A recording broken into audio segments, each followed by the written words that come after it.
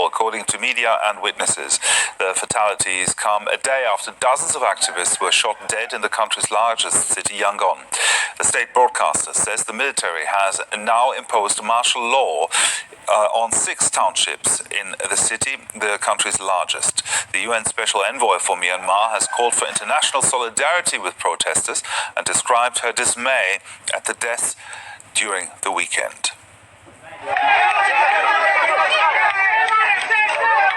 Deadly clashes continued into the night as fires burned in the streets and smoke mixed with tear gas.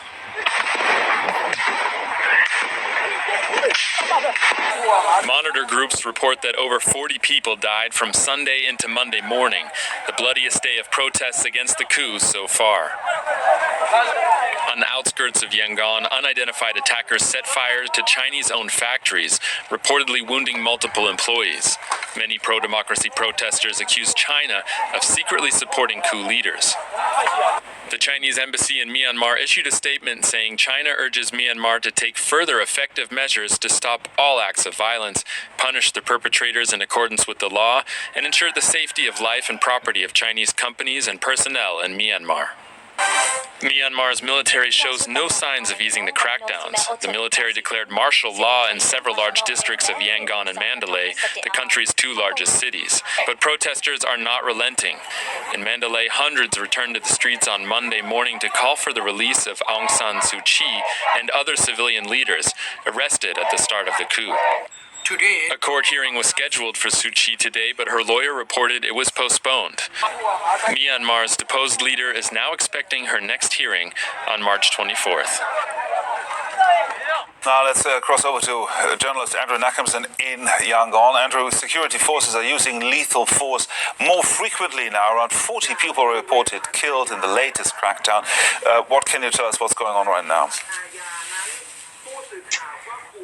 Yeah, so we've definitely seen an escalation in terms of the frequency of the lethal crackdowns.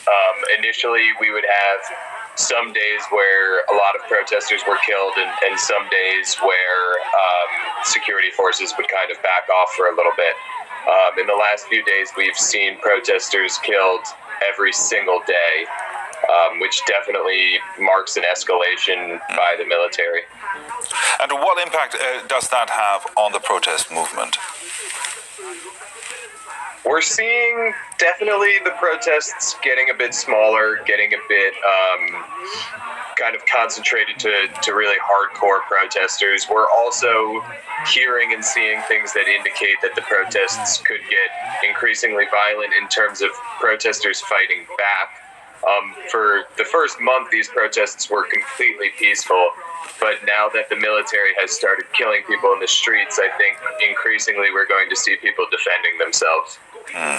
Well, as we heard in our report there, a hearing of the ousted civilian leader Aung San Suu Kyi that was supposed to happen today has been adjourned. What happened there? We've been told that it was delayed due to technical difficulties. It seems to be difficulties the junta has caused itself by blacking out mobile data across the country. Wi-Fi is still functioning, so we're not sure why it couldn't have just been done that way. But I also think this trial is a bit of a sideshow because the junta is just going to decide the outcome itself. It's not going to be decided by any type of objective judge or legitimate court hearing.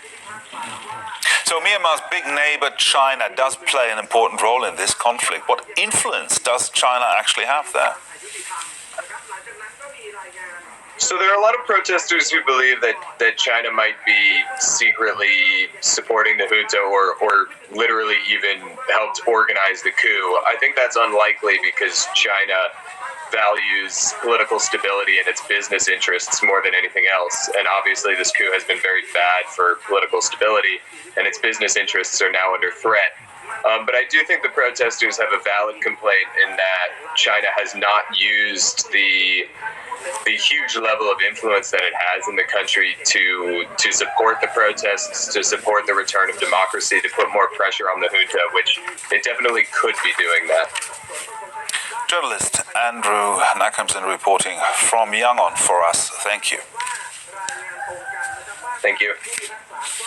Well, here in Germany, there were